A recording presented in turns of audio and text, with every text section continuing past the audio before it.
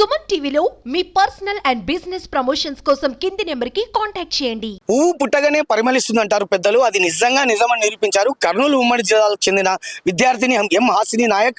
అంటే అఖిల భారత స్థాయిలో జరిగిన జేఈఈ అడ్వాన్స్ మెయిన్స్ పరీక్షల్లో 231వ ర్యాంకును సాధించి తన ప్రతిభను ఆమె చాటారు. ఆమె ప్రస్తుతం కర్నూలు జిల్లా కేంద్రంలోని వాసవి గార్డెన్ లో ఉన్నట్టు తెలుస్తోంది. నేను ముందుగా ఆ వాసవి గార్డెన్స్ కి వెళ్ళి తనతో మాట్లాడి తనలోని ప్రతిభా పాఠాలు ఏంటో తెలుసుకొని సుమన్ టీవీ ప్రేక్షకులకు వివరించే ప్రయత్నం చేస్తాను. Please come with me.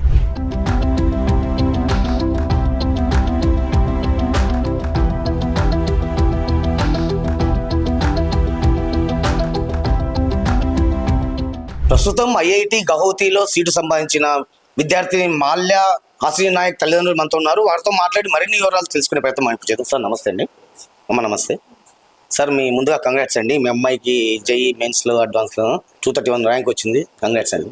Sir మీరు అంటే ఇప్పుడు సంతానం ఉన్నతిని ప్రతి తల్లిదండ్రులుగా కోరుకుంటారు. మీ అమ్మాయికి 231 ర్యాంక్ వచ్చింది, మీరు ఎలా ఫీల్ అవుతున్నారండి? నన్ను ఒక రేంజ్లో నిలబెట్టించింది. ఆ ర్యాంక్ సాధించి ఎక్స్పెక్ట్ చేసాం కానీ 1000 లోపల వస్తుంది అనుకున్నాను. ఇంతకంటే మంచి ర్యాంక్ సాధించి నా పేరు నిలబెట్టించింది.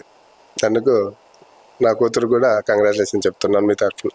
మీ అమ్మాయికి మీరు ఈ ర్యాంకు సాధించడంలో మీ అమ్మాయికి మీరు ఎలాంటి సహాయ సహకారాలు అందించారంటే ఎలాంటి ప్రోత్సాహాన్ని అందించారండి? నేను అన్ని విధాలుగా ప్రోత్సహించాను. చదువుకుంటే ఈ లైఫ్ ఇలా ఉంటుంది, చదువుకోకుంటే లైఫ్ ఇలా ఉంటుంది. కొట్టాను, తిట్టాను, ప్రతిదీ మంచి చెప్పాను, చెడు చెప్పాను. తను ఎలా రిసీవ్ చేసుకుందాం కానీ నన్నైతే నా పేరుని నిలబెట్టింది. అమ్మ మీరు అంటే హాసిని నాయక్ వాళ్ళ తల్లి గారు, మీరు మీ అమ్మాయి సాధించిన 231 ర్యాంకు ఆచోమాచి ర్యాంక్ అయితే కాదు. మీరు ఎలా ఒక తల్లిగా మీరు ఎలా ఫీల్ అవుతున్నారు? నేను చాలా గర్వంగా ఫీల్ అవుతున్నానండి. ఒక అమ్మాయి ఈ 231 ర్యాంక్ సాధించడము అంటే కాంపిటీషన్ ఇప్పుడు ఎలా ఉందో తెలుసు. అంత కాంపిటీషన్కి అలా ర్యాంక్ సాధించింది అంటే ఆమె ఎంత కృషి చేసింది అని ర్యాంకు బట్టి తెలుస్తుంది. ఆమె హార్డ్ వర్క్ అనేది, ఆమెకి ఎడ్యుకేషన్ పట్ల ఉన్న ఆసక్తి అనేది తెలుస్తుంది. మీ అమ్మాయికి మీరు ఎలాంటి ప్రోత్సాహాన్ని అందించారు చదువు విషయంలో? అమ్మాయిలకి అనేది చదువు అనేది ఈ కాలంలో చాలా ముఖ్యము.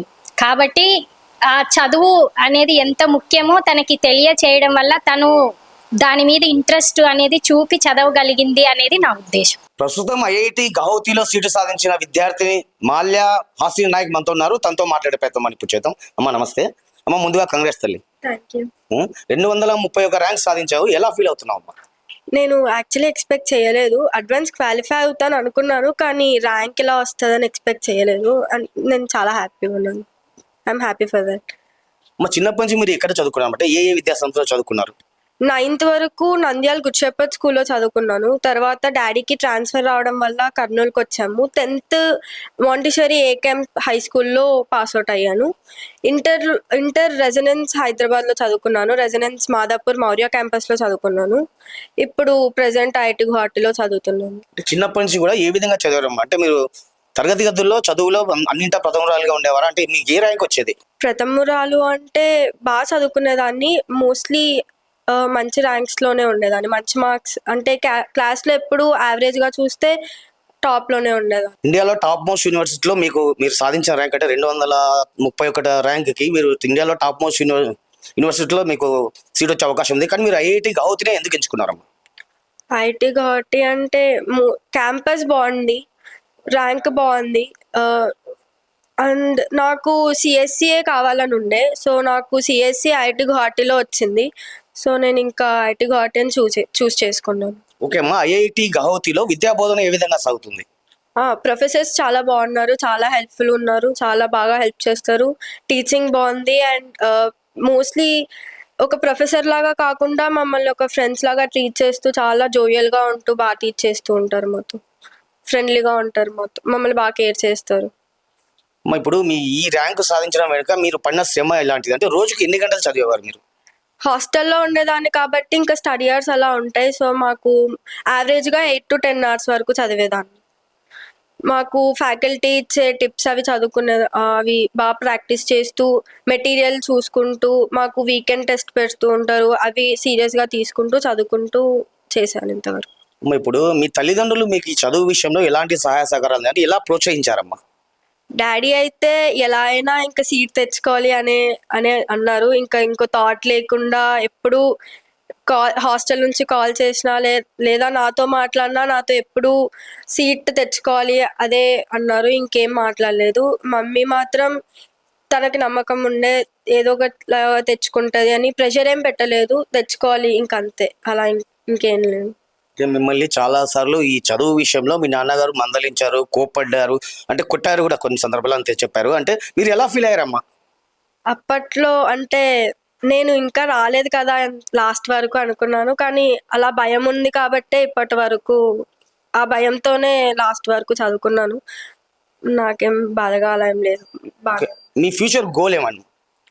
ప్రస్తుతం అయితే కంప్లీట్ చేసి ఐటీ గౌహటిలో నా 4 years కంప్లీట్ చేసి తర్వాత జాబ్ చూసుకొని తర్వాత డాడీకి నేను నన్ను సివిల్స్ ర్యాంక్తో కూడా చూడాలని కోరుకుంది. సో తర్వాత ఇంకా సివిల్స్ కోసం ప్రిపేర్ అవ్వాలనుకుంటున్నాను, ఐఏఎస్ ఆఫీసర్ అవ్వాలనుకుంటున్నాను.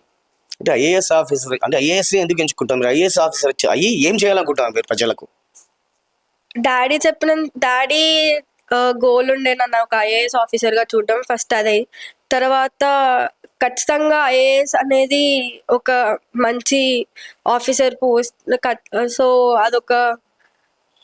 ఆ సర్వీస్ చేయాలనుకుంటున్నాను నేను గవర్నమెంట్కి. అండ్ బయట ఖచ్చితంగా అదొక పవర్ఫుల్ సర్వీస్ కాబట్టి నేను దాన్ని తీసుకొని చాలా యూస్ఫుల్గా బయట సేవ చేయాలనుకుంటున్నాను. చిన్నప్పటి నుంచి కూడా మీకు సోషల్ సర్వీస్ అంటే చాలా ఇష్టమని తెలిసిందమ్మా, ఇది వాస్తవమేనా? నాకు చిన్నప్పటి నుంచి నా ఫ్రెండ్స్కి హెల్ప్ చేయడం కానీ లేకపోతే ఏదన్నా ఎవరికైనా ఇచ్చి సహాయం చేయడం కానీ ఇష్టం ఉండేది. అందుకే నేను ఐఏఎస్ కూడా నా గోల్గా పెట్టుకున్నాను. ఐఏఎస్ అయ్యి దేశ ప్రజలకు హెల్ప్ చేస్తూ నాకున్నంతలో అందరికీ సహాయం చేస్తూ దేశ ప్రజలకు సేవ చేయాలనుకుంటున్నాను. మీ నాన్నగారికి మీరు ఏదో మంచి గిఫ్ట్ కొనిస్తా అని చెప్పారంట ఒక సందర్భంలో, ఏం కొనిస్తారమ్మా? డాడీకి ఆడి కార్డ్ కొనిస్తా అని చెప్పాను. జాబ్ తెచ్చుకొని శాలరీతో ఆడి కార్డ్ కొనిస్తా అన్నాను, ఇల్లు కొనిస్తా అన్నాను. Okay, all the best. మొత్తానికి నంద్యాల జిల్లా పాణ్యం మండలం సుగాలిమెట్ట తాండాకు చెందిన గిరిజన విద్యార్థిని హాసిని నాయక్ మాత్రం మట్టిలో మాణిక్యంలా మెరిశారు. తన తల్లిదండ్రులు ఇచ్చిన ప్రోత్సాహంతోనే నేడు తాను ఈ స్థాయికి చేరుకున్నానని, భవిష్యత్తులో తన తండ్రి కలైన ఐఏఎస్ సాధించి ఖచ్చితంగా దేశ ప్రజలకు సేవ చేస్తానని ఆమె స్పష్టంగా చెబుతున్నారు. ఇది ఇక్కడ తాజా పరిస్థితి. కెమెరా పర్సన్ వికాస్తో నందకిషోర్, సుమన్ టీవీ, కర్నూలు జిల్లా కేంద్రం నుంచి, కర్నూలు ఉమ్మడి జిల్లాలో.